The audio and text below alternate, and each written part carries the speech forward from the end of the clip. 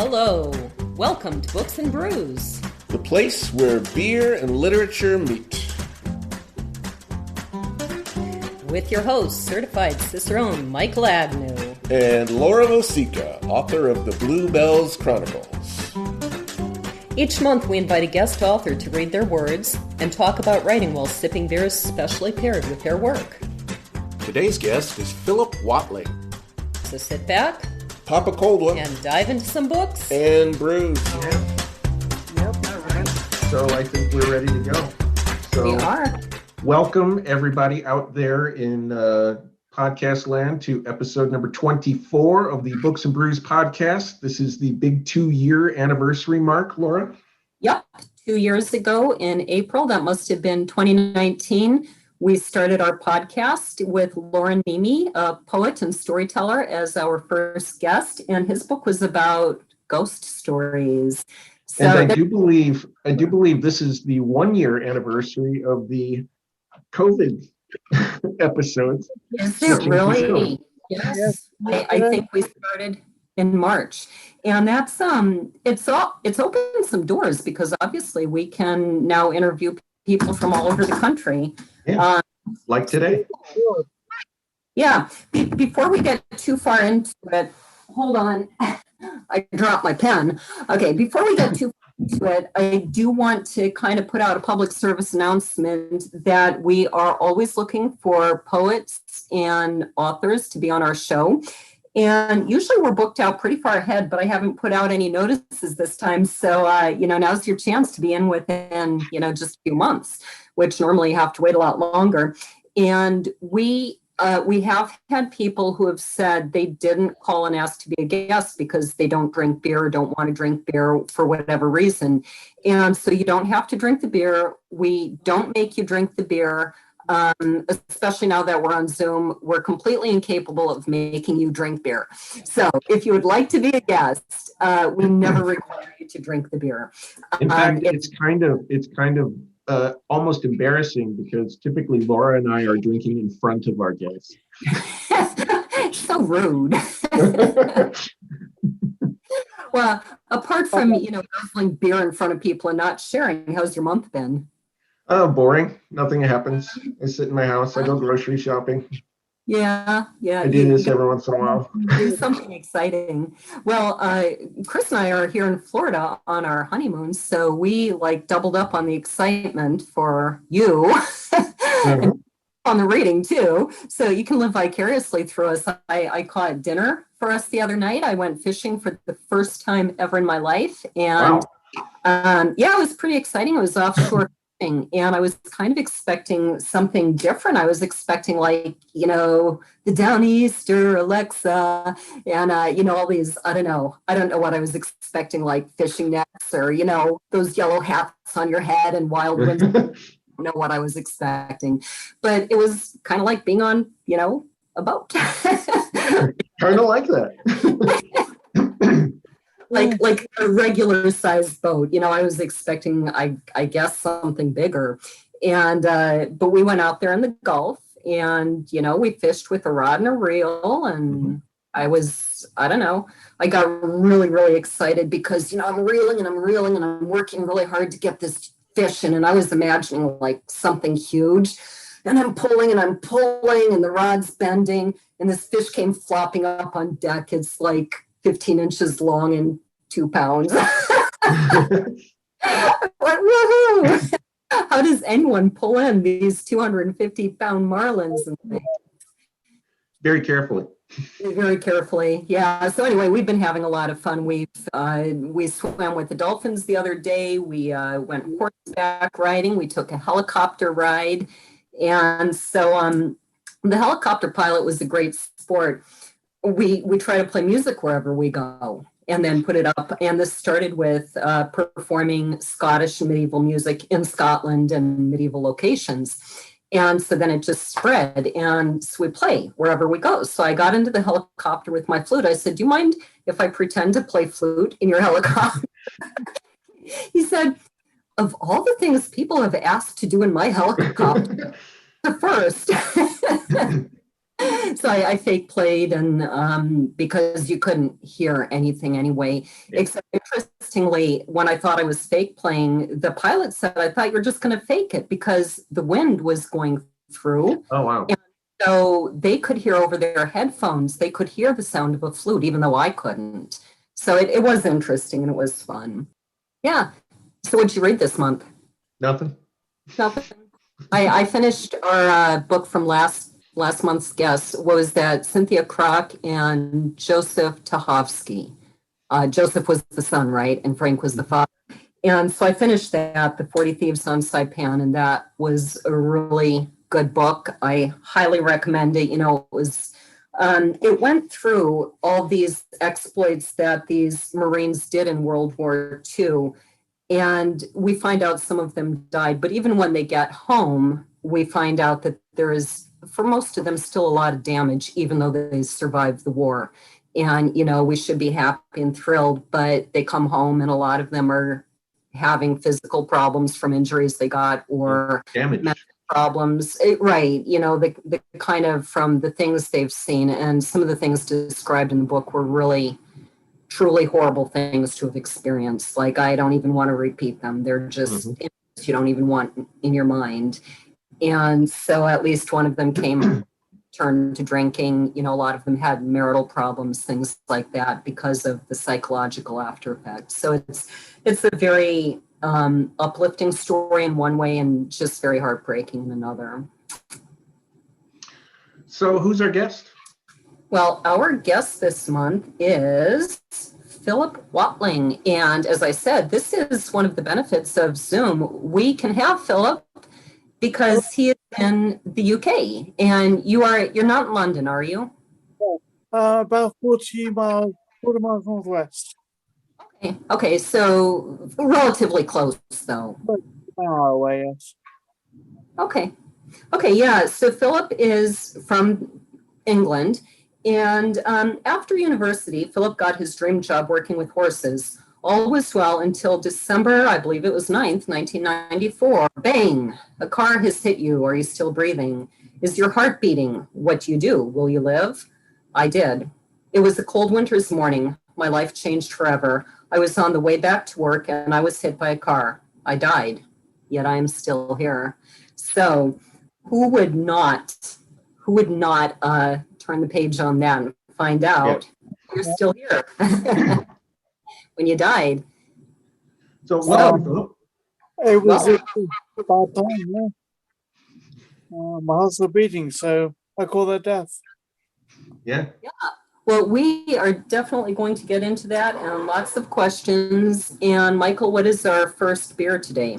All right, our first beer is Fuller's London Porter. I was working on a couple of themes this time. Since Philip is in the UK, I wanted to try and use, if not UK beers, then mostly UK styles anyway. But we have a couple of UK beers and another one that has nothing at all to do with the UK. I chose Fuller's London Porter because it is a black beer, and there's something about this initial reading today that it's like this event that sort of plunges you into a black hole. It's like the start of this, a literal blackout. And so that's the idea behind this beer. You see, it's pretty darn black. Cheers. Cheers. So you'll like this one, Laura. You called it. You know. I have to confess, I kind of jumped the gun. I cheated because we had the little technical snafu. We had an hour to kill in between. And so I was packing, and it was kind of too warm in our condo here in Florida. So I tried some beforehand. But you've already been drinking. What? So you've already been drinking. You're well ahead of it. Sheets to the wind already. Yeah. This should be a fun program. Yeah. I'm still on the first bottle. So go ahead. Tell us about the porter. Were you totally finished? Yeah. So porter is an interesting beer. It's the style was created in the UK in London in the 1700s, and it is one of the first mass-produced products of the Industrial Revolution. Wow. It was popular enough that there were lots of breweries all over the UK and in Ireland and other places. I mean, Guinness started out as a porter brewery. And they were huge breweries. Even by today's standards, they were really large breweries. One interesting porter story, I can't remember the year of it, but there was the event of the Great Porter Flood. Wow. Because they would store porter in these gigantic vats, like tens of thousands of gallon or barrel vats, huge vats. And a vat in one brewery had a bad steel ring and burst, which caused the other vats in the brewery also to burst, sending a stream of porter out into the streets that destroyed homes and killed like 8 people. Seriously. That's It's a way to go. how deep is it? Are we talking like, 3 feet deep, 20 feet deep? I have no idea really, but if you're talking, several vats of 14,000 barrels or so. Wow. A lot of beer. That is amazing. Somebody has to write a novel surrounding that incident. Yeah, probably somebody has. I'm going to look into that. I'm going to find out, but that's the kind of story you would write and people would go, no way. Yeah. You've got pretty wild. Just look up the Great Porter Flood. I'm definitely going to, and I'm going to find out if there's any books surrounding that, and I'm going to write it either way. Mm-hmm. So we are ready for reading number 1, and I think we'll get into why later, but we actually have a guest reader here today to read Philip's work. And so Chris Powell is with us, and he is going to read the introduction to Philip's book. Go ahead. Bang, the car hit me. Quite what happened, nobody knows. My memory appears to have stopped the night before the accident, though that whole week may be lost in the mists of time. I feel certain that whatever small part of my brain, enrolled to remember the days surrounding my accident, was expelled, burnt up, like a Christian worshiper at a satanic cookery school as my brain cells fried. You're lucky, I was told. You don't want to remember what happened. Like turning off a computer before a file is saved, the brain shuts down in moments of intense stress, erasing the events that caused the catastrophe from any hope of recall. Yet I was on a bus, and I never traveled on buses around London. This coincidence, so close to my accident, is one too many. I want to remember. It is a cliche that is told by parents to their children to make them wear clean underpants. If you get knocked down by a bus tomorrow, the trouble was, it happened. It happened to me. It could have happened to anyone. I love the ending and the moral of the story. Yeah. Pay attention to your parents. They might be right. Hopefully. Yeah. So give a little bit more detail about what happened right after the accident. You mentioned that there was this coincidence of being on the bus, but there were a couple of other coincidences that probably saved your life. Do you remember some of those? No. But you talk about From what I'm told, when I hit the side of the bus, there was a bang. And I just seen a nurse was traveling in a car the opposite direction. She heard the bang, stopped her car, ran over to find out what was going on, and she did everything she could to make sure I was still breathing, which is fantastic. I was. And soon after that, WPC turned up, a police constable, lady police officer turned up, ex-paramedic. She'd seen a queue going up the road, all stopped and wondered what's going on. So you wandered up to see what's happened, saw me rushed over, and again, between the two of them, they made sure I was fit and well, healthy. The driver of the bus phoned his control office, they phoned the ambulance, which came, and then after about 10 minutes, a helicopter was called out to get me, air ambulance. So it was quite remarkable the luck I had to have my accident where I did. at the time I did. People were just there. Right, everybody you needed. Back up a little bit to your life before the accident. You were raised in a small English village, or was it Welsh? It was English. English, okay. And how did you end up in London? My father was very good at his job, and he was headhunted every sort of 5 years, and changed jobs, better position, more money. If my brother went to boarding school, didn't matter to him. But it happened to coincide with me when when I was going to progress in my education from in the English O levels to A levels and A levels to degree. It just fitted in perfectly. So whenever we moved, I was in a position to move schools. So I did.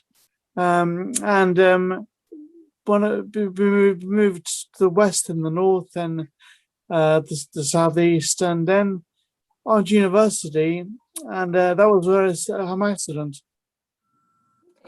And you landed this dream job with horses. What exactly was the job you were doing with horses? I was just a groom, looking after horses, mucking them out, feeding them, tacking them up, helping the lessons. I taught lessons, and I got to ride the horses. It was a dream job because, with a name like mine, I love horses, always have done, and it was a joy. So yes, it was amazing. And I really, the little bit that I read on the Look Inside feature on Amazon, I really enjoyed reading that part because my older daughter, I have two daughters, and the older one took horse riding lessons way back in Washington State when she was young.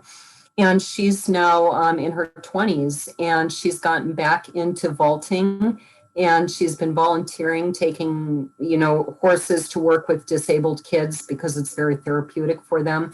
So I really enjoyed reading that part. But I think you were a little bit older when you got involved with horses. How did that happen? Very true. Most of the people I work with, they started when they were babies, they were toddlers, riding ponies and things. I didn't start till like junior university, and the very first year I was in the looking at all the different societies I could join. Oh, horse riding! Oh, I fancy that. Oh, bunch of women there, scary. Don't want to do that.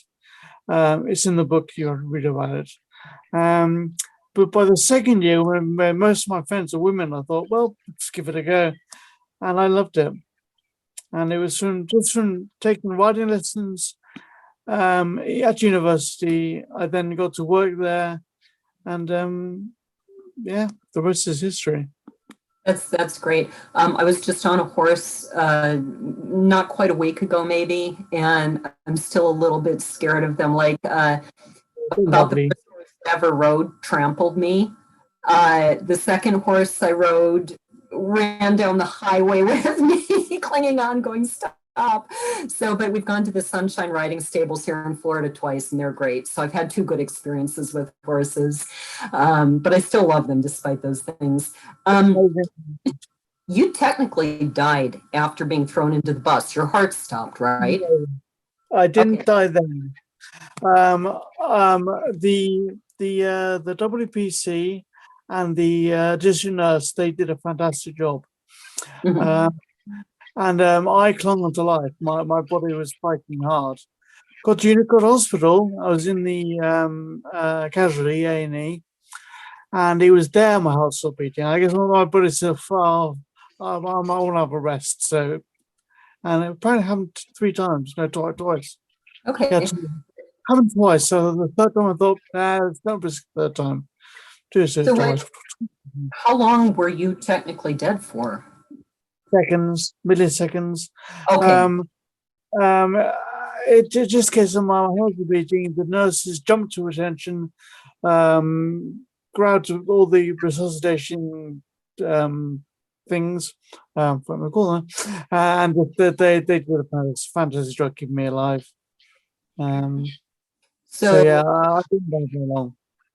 No, a lot of people talk about, and I'm guessing I should look into it, but I'm wondering if the people who talk about these life after death experiences, heaven, hell, white lights, Jesus relatives, if maybe they're ones who were dead for longer, like the 10, 15, 20 minutes, that sort of thing.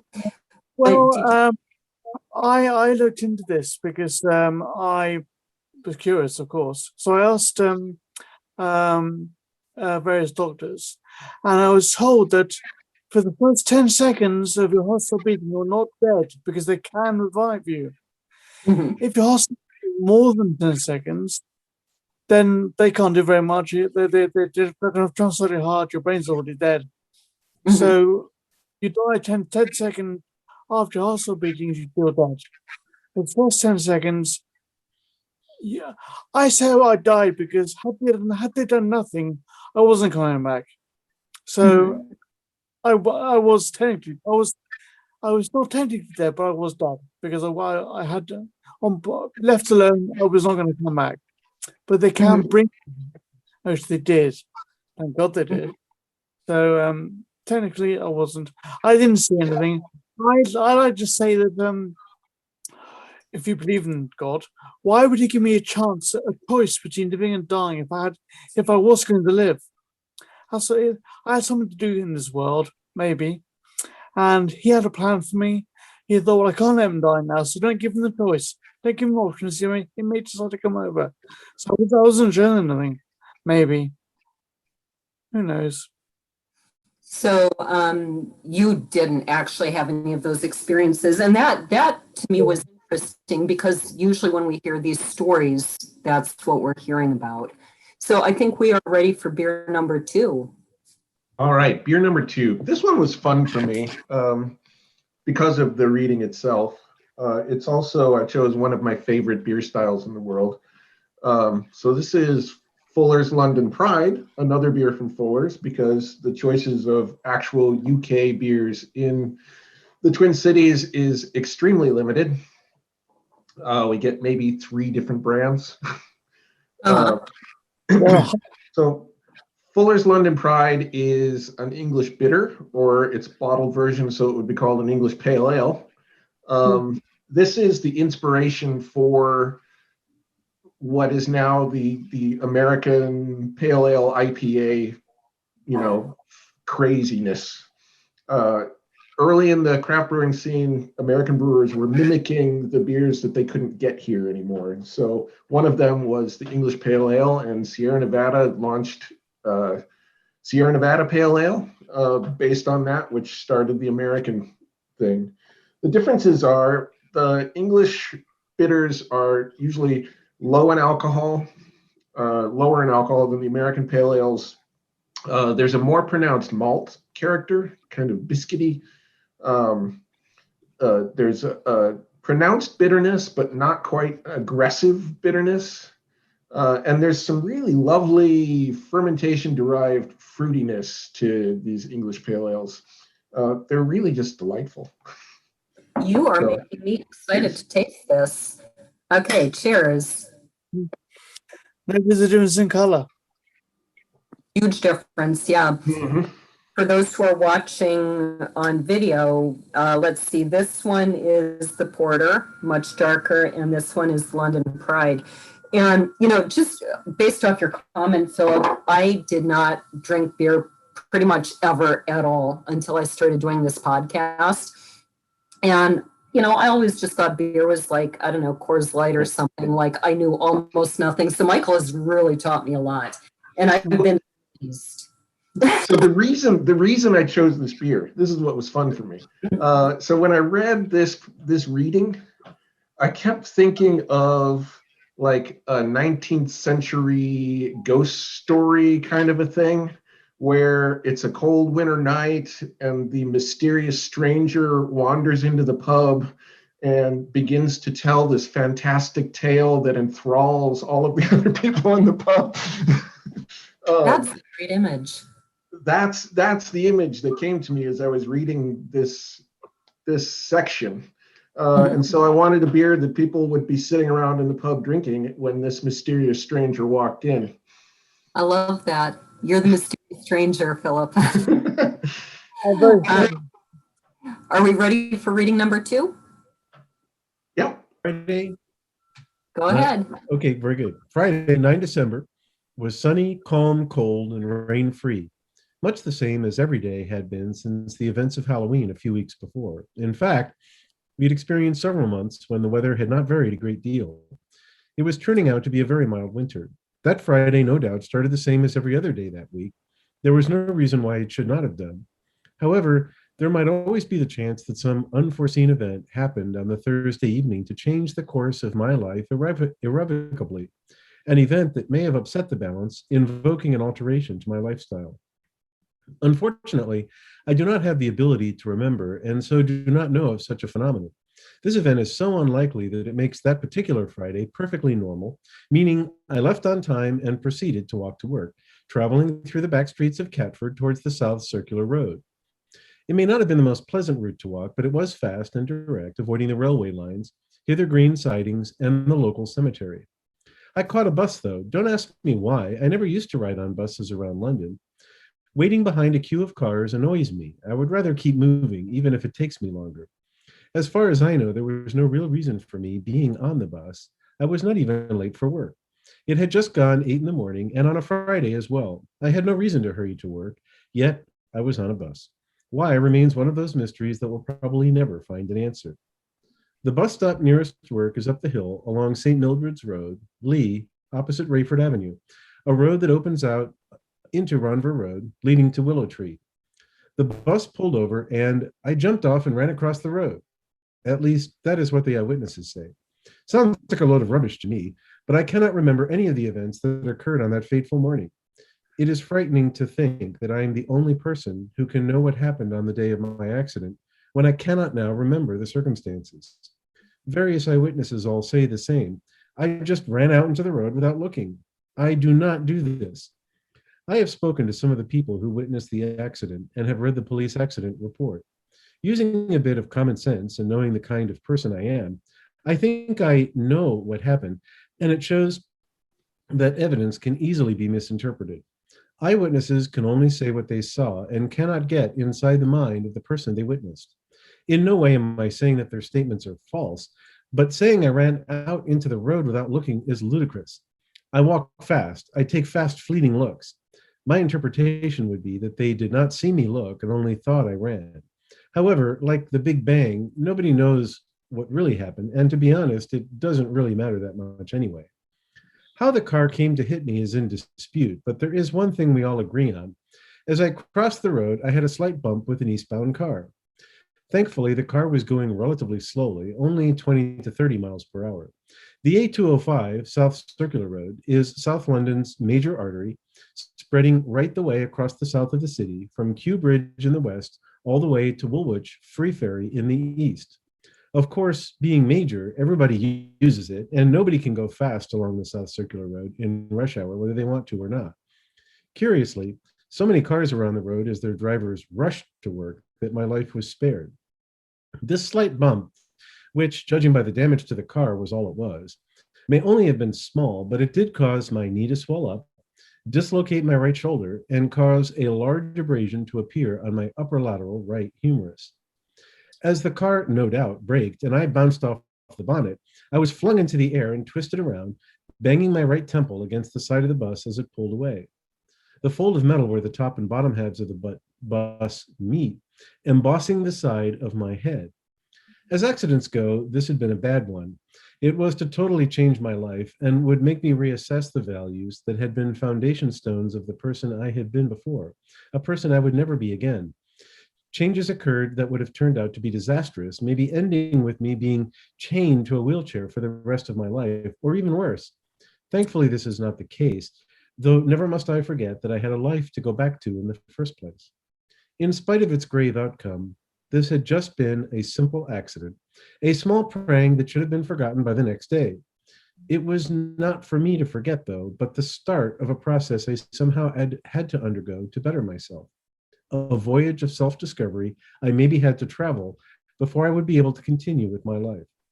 After all, it was up to me to learn from my accident. There was no other way to treat it. No blame could be laid, and there would be no recriminations. Neither the car driver nor I had any reason not to be where we were. We were both carrying out our normal lives to the best of our abilities. Neither of us was in the wrong place. I really relate to that opening part where you're talking about you just want to keep moving. I'm like that. Like, I don't want to sit still. I'd rather just keep moving, even if it takes me longer. I love that last line. Neither of us was in the wrong place. I do too. And that's actually in my questions because that's something that people always say, wrong place at the wrong time. But you kind of bring this around, Philip, and you say, you know, we were just living our lives and there were things to learn. You talk about, so let's just jump to that. What things did you learn from this accident? I learned how to write a book. Yeah, but I knew how to write, but writing a book is a bit more complicated than a few letters. What did I learn? I learned to love people. Before I was very, I was a very animal person before. People were, didn't really bother with them, and now I'm very much a people person. I love people. Why did that change as a result of this accident? Because I guess all the help I got, people I didn't know, people who had no reason to help me did, and I guess I just learned that people were valued. Mm-hmm. That's great. And you talked too about reassessing values. What values did you reassess because of this? Wow. Asking me questions I never thought I'd have to answer. That's a very good question. Values.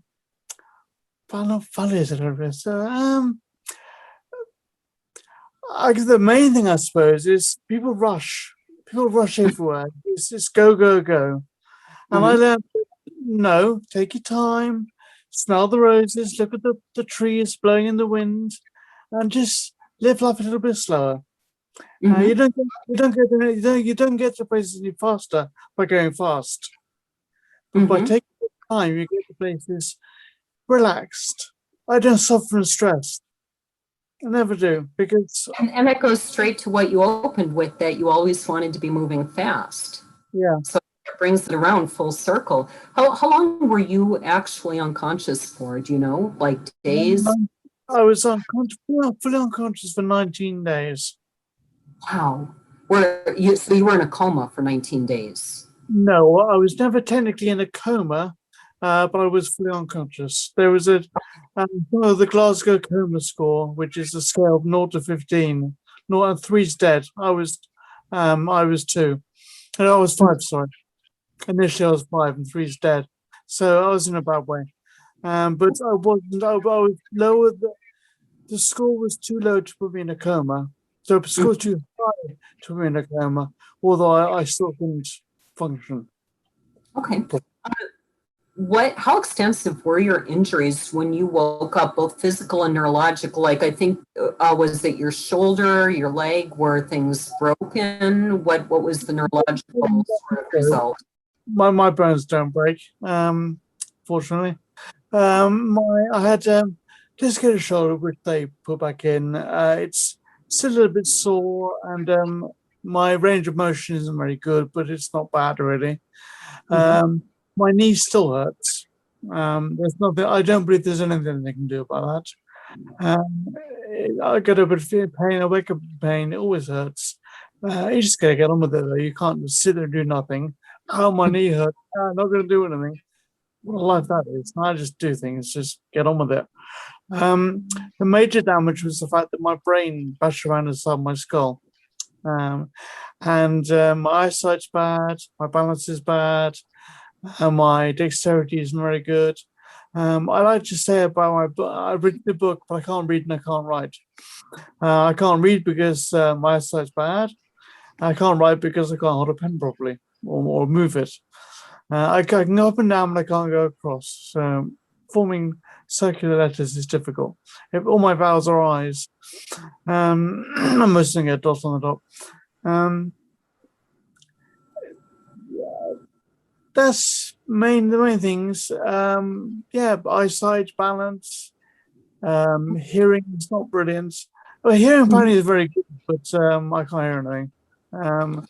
There's I'm slow to hear, I suppose. Although if I concentrate, I can't hear.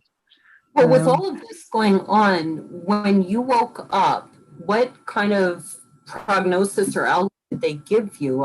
If I recall, they kind of didn't really expect you to ever be able to get out of bed again.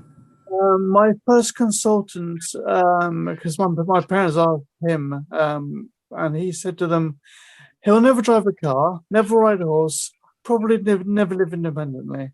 And initially, I couldn't walk, I couldn't talk. Who knows what else I couldn't do because I couldn't communicate. My mother used to play noughts and crosses with me, and I couldn't play very well. I couldn't. I had to use a felty pen because I couldn't push down with the biro. I was in a bad way, it has to be said, and it was a long time before I came back to some sort of normal. So what you said about not being able to read and write, to me, begs the question, how do you write a book? With Sid, I can type.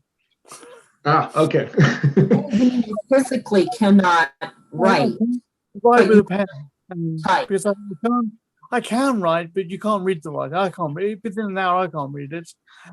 Because I can move my hand across the page, I can move them down, but I can't do both. So Okay. all my vowels are I's because I can't do a circle. So Interesting.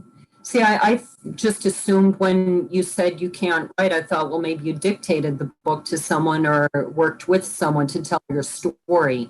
But of course, I'm getting emails from you, so clearly you're writing.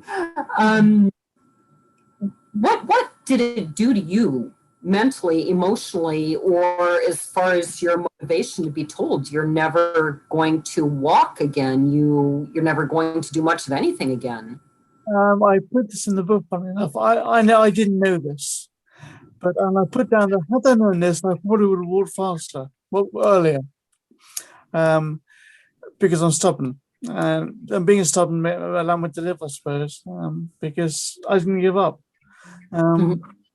I don't listen to people most of the time, and I believe in myself. So people say to me, "You can't walk." I think, "Yeah, you're right. I can't walk," and I do. I always try. Sorry? You would take it more as a challenge. What do you mean I'm not going to walk? Watch me. I'll run a marathon. And right from the early days, when I knew that I couldn't walk, I didn't know I couldn't walk. When I was unconscious, I suppose, semi-conscious, I was aware. I wasn't aware. I was awake. I was moving around, but I can't remember anything. Memories lost as well. It's not the bad thing I've got. Lots of minor complications. There's a thing of the brain injury. It affects everything, but only to certain degrees. Mine wasn't much. I have one final question for this segment. Did you ever meet the driver who hit you? No. Okay. I did go around to where I found out where she lived. Went around there. I met her mother. She was at work. Mm-hmm. So you met the mother of the driver? Met the mother of the driver. Yes. My opinion at the time was she may have been. She probably didn't know what happened to me. So I wanted to go around and say, I'm alive. Don't worry, I'm alive. I'm okay. Because I wouldn't want someone else to feel bad. Right, and that's what really struck me. Why, and I think, Michael, you mentioned that line, why I really loved it, because I can't imagine the guilt I would feel if I ever hit somebody, especially if they died. I would feel such horrible guilt. And, you have completely absolved this person by saying, neither of us was wrong. We were just living our lives and it happened. And sometimes terrible things happen. Yeah, bad timing. Simple as that. Yeah, timing. So we are ready for beer number 3 already. Time flies, huh? All right, yeah. So beer number 3 has nothing to do with the UK. This is a local Minneapolis beer from Steel Toe Brewing in St. Louis Park, Minnesota. This is called Provider Golden Ale. The thing with this section, this next reading, there's a sense of the day-to-day in it. There's a routine. It's clearly a tweaked routine because of the things that happen, the things that make up this routine. But there's a definite sense of this is the structure of the day. These are the things that happen, and these are the things that I think about the things that happen. And so I was looking for a day-to-day beer, something that you can, just an everyday beer. So Provider is just that. It's a simple, easy to drink blonde ale, low alcohol, nothing taxing about it, nothing that stands out about it, except that it's just really easy to drink and really tasty. So it's a day-to-day beer you can drink every day. I would say cheers, but we're here in Florida. Amazingly, we called around a few stores. It took a few calls, but we found a store that had 6 packs of both the Porter and the London Pride in stock. Do you see, I can't, I'm used to looking in a mirror. I can't get these two to do because I expect them to be doing the reverse. We found both London Porter and the London Pride within a few calls, but we didn't even try to find a Minneapolis beer. So no, Steel Toe barely distributes outside of the immediate metro area. So okay. I kind of finding that anywhere else. Yeah. When I talked to you yesterday and you're just like, it's local, don't even bother. No, you're not finding it. Even go to northern Minnesota, you're not going to find it. Anywhere outside of the immediate metro, you're not going to find it. Well, there is a place down here that, given a week's notice, they can get you just about anything. But that's illegal. That's illegal. Well, okay, maybe they couldn't have gotten us that. I don't know. Maybe they can get it, but unless it's registered and distributed in that area, that's illegal. All right, so maybe they can get us anything that's registered and distributed. There you go. It's a good thing I didn't say their name, huh? Beer in the U.S. is an extremely regulated beverage, even much more highly regulated than spirits or wine for some reason. Really? Beer is extremely regulated. Why is beer more regulated than spirits? I have no idea. Oh. I don't know. But like wineries and spirit distillers can do things that brewers cannot. Well, like I know that New Glarus, you can't get outside of Wisconsin, and so every time we're in Wisconsin, we grab a few 6 packs of New Glarus. That's their choice, though. They don't want to distribute it. Right. And my understanding was because regulations do make it hard. They make it harder. Also, they don't need to. They don't need to. Wisconsin beer. Right. Just go. And yeah. They sell tons and tons of beer just in the state. So. All right. Well, we are ready for reading number 3. Later that day, I prepared, perhaps stupidly, for an early night, by which I mean before midnight. Experience should have shown me that I ought to go to bed after midnight. I tended to wake up earlier, feeling refreshed. If I went to bed early, I would toss and turn for hours, desperately trying to get to sleep, and then wake up feeling terrible. That night was no different. I was restless, so I rolled over to make myself more comfortable. Unfortunately, I rolled over slightly too far, the bed soon ceasing to exist underneath me, ending half a roll earlier. Lying on a bed that is not there is very tricky, and I ended up on the floor with a quiet bump. I was up very quickly, hoping that no one had seen my embarrassment. There was no pain, I was not hurt, so I got back into bed and went straight to sleep. The following morning, I was stupidly relating the sorry tale of strange things going bump in the night to one of the nurses. After all, I thought it was funny. You should have told someone, said the nurse, rather annoyed. I was all right, I countered. So, why didn't you tell someone, said the nurse, getting more and more irritated. I was tired, I said. I went back to sleep. But you could have had a head injury. By now, the nurse was getting flustered, but not argumentative enough to get her point over to me. I've had one of those, I said. I know what they feel like. As far as I was concerned, that was the end of the conversation. Thankfully, my apparent lack of further brain damage was proof enough for them, and I was able to live another day. Lucky for me, since about 5 weeks later, another patient also fell out of bed. He was sat down and fussed over, told not to go to therapy that day, and was given various tests and x-rays. This would have annoyed me. Thank heavens I never had to undergo that. I was to prove that my fall caused no serious after effect when I went to quote unquote current affairs. It had never been my favorite topic. I never watched the news on television or even read a newspaper. Even so, in the RRU, it was enjoyable, and I was able to have some proper, intelligent discussions with people, even though I usually did not know about the topics that had been on the previous night's news. In spite of my apathy, these sessions always stimulated a great deal of discussion. As was normal, I never said very much. I spent much of the session sitting quietly and listening to the points that everybody else brought up. After all, the details of whatever was being discussed were usually a mystery to me. In doing so, I did not waste my words, and when I did say something, it was very apt, profound, and insightful. I actually paid attention during these sessions and even found them quite enjoyable. What made it easier was that the therapy assistant was very pleasant. Carol Lee had a good sense of humor. She was intelligent, well-read, eloquent, and attractive as well. Even after 3 months, I still could not quite figure out what speech therapy did for me, though I am sure it did far more than I realized. Thankfully, I always used to find it enjoyable. My apologies became more evident as I started to find these lessons more and more funny. In despair, we soon stopped, and instead Barbara asked a series of questions designed to check the condition of the artistic right-hand side of my brain. Finding life slightly too logical and seeing as my brain worked in an illogical fashion, I relished answering these questions.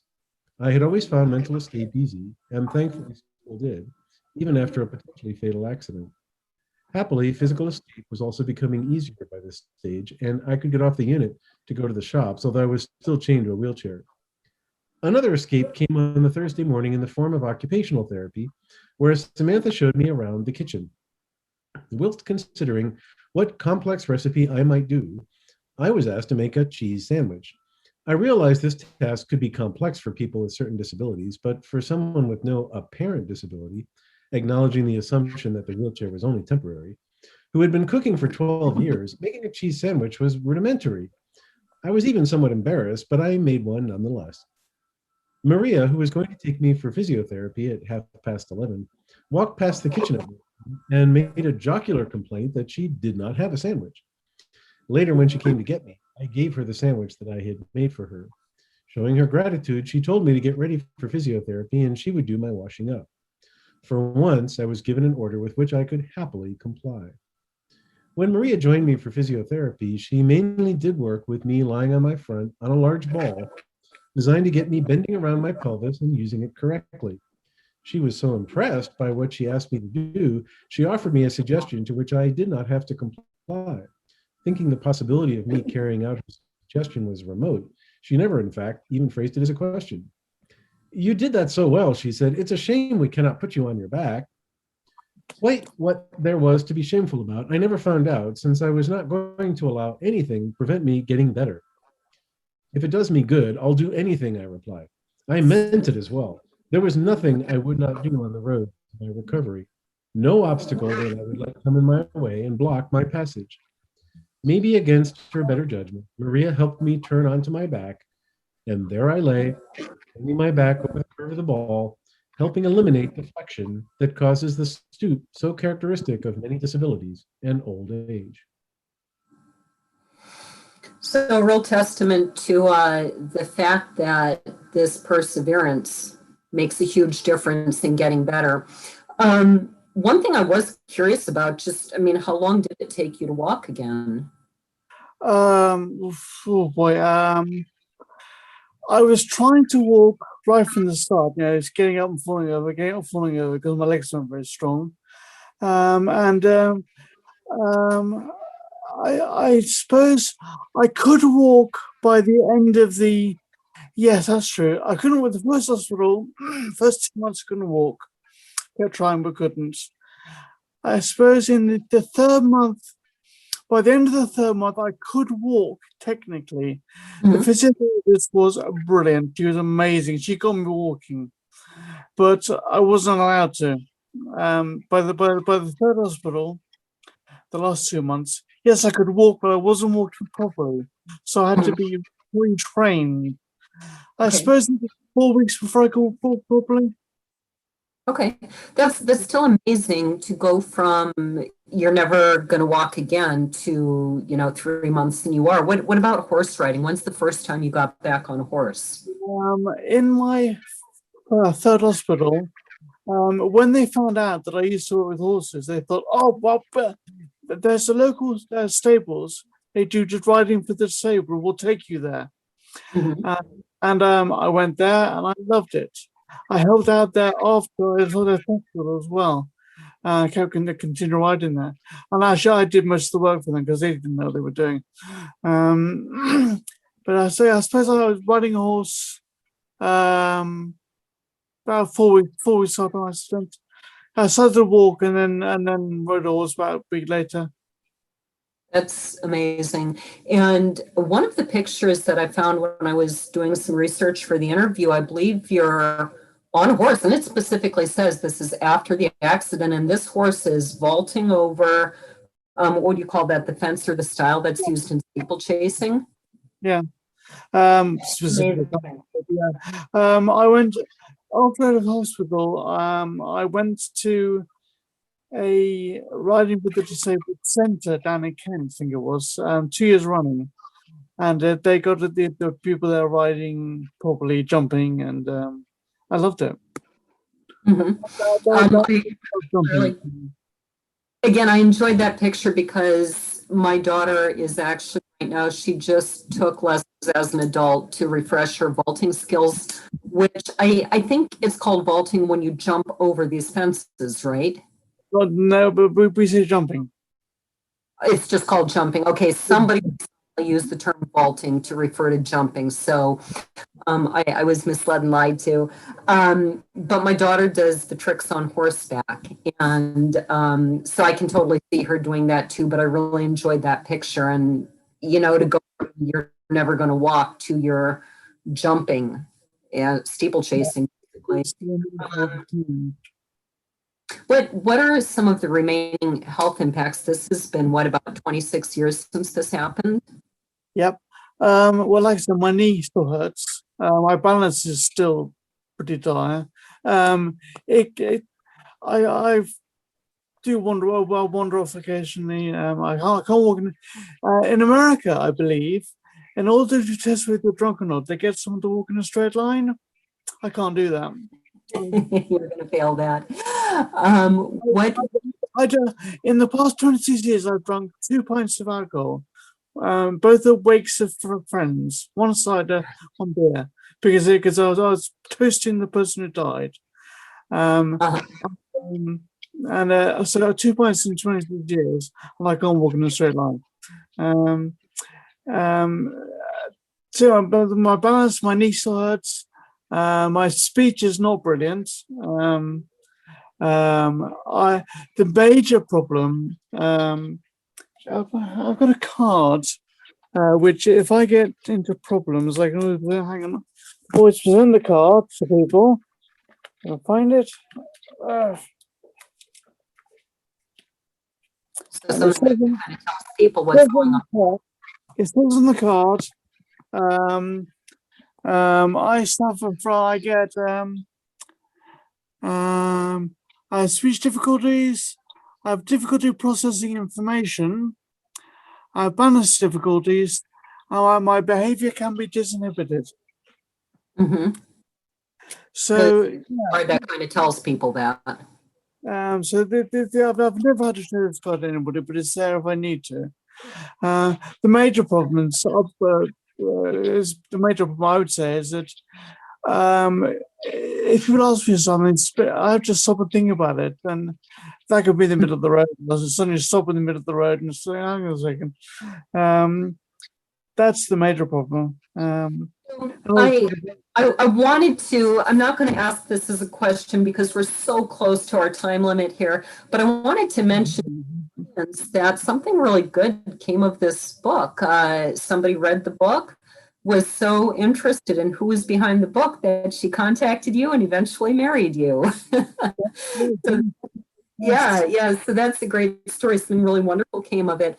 But what I wanted to ask you was, what was your ultimate goal in writing this book? What do you want people to get from this book? This book was written to, and I promote it this way. The book is written to give hope. Anybody reading the book can say can relate to the way I write. They can relate to things that I've done, things that have happened. And at the end of the day, I went through hell, and bad things happened to me, and still affect me somewhat. But I lived, and people going through anything traumatic can say to themselves, "Well, if I just persevere and keep going, I might get out and sowing roses the other side." And that was the idea. That's the point. So yes, the book is written to give people hope. Yeah, and it's an inspiring story. Thank you. When people do that, because we all need to hear that we're all going to face something really hard in life. So let's see.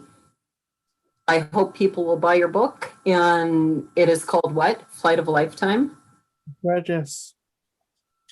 Yeah, and who is the publisher? The publisher, it's a good question. In England, I don't know. My publisher was bought out by a publisher, and then Bangor Island. It's easy to find though online. It's Flight of a Lifetime. Philip Watling. Yes, very easy to find online. Barnes and Noble were publishers in the US. Probably still are. Okay, so I'm going to give one last plug. If anyone would like to be on the show, contact us. I don't think either of us ever checks our Books and Brews email, do we, Michael? I do. Mine. I have it set up to come into my email app. So. Yeah, I thought we set it up to come into both of ours. So I think I did, but maybe you don't have it set up to come into your app. So you don't actually get them. So what is our email address? Books and Brews. One is info@booksandbrews.net. That's the main one. And then there's also Michael@booksandbrews.net and Laura@booksandbrews.net. Cool. I have an email address I didn't know about. You do. It's a good thing somebody didn't drink the day away packing their clothes. So what are your links, Philip? Where can people find you? I've forgotten now. The Amazon link is http www.ly/D_K_C3L. And that leads to the bit.co.uk Amazon, but I presume it goes all the different Amazons. I don't know how it works exactly. Okay. That's there's an ebook as well, I'll just point out. Okay, is that the main one where people can find all your links? MeBook? Yeah, no, all my links will be on. There is a Facebook page for Flight of a Lifetime. Okay. All the links are on there. Okay. I am at lauravosica.com, V as in Victor, OSIKA. I believe bluebellschronicles.com also links to that site. I have a Facebook page. Michael, where are you and where are we? I am aperfectpint.net. And we are booksandbrews.net and Books and Brews with Michael Agnew and Laura Vosica, or is it Laura Vosica and Michael Agnew, one or the other, on Facebook. Yeah. Who's next? Who's next month? Well, upcoming events, I don't think you have any. My only upcoming events are Gabriel's Horn is accepting poetry submissions for the 2021 anthology. The theme is love this year. So look for gabrielshornpress.com, look for poetry anthology under news and events, and you'll get the information. So coming next month is, I hope I'm pronouncing this right, Frida Kilmari. And I get frustrated saying her name because I think of calamari and then I want to eat calamari. but it's Frida Kilmari. A fantasy author and poet, was born in Plymouth, UK. Reading has always been her passion, and soaking up every word fantasy has to offer has led her into the world of writing. The wonder and magic fantasy brought to her life inspired her dreams and changed her future, giving her a sense of wonder that never left. So she is a poet and a novelist, and that is who will be on our program next month, also from the UK. Excellent. I want to thank everybody for tuning in, and I want to thank Philip, you for joining us, and Chris for reading all of the readings for us. This has been Books and Brews, episode 24. Cheers.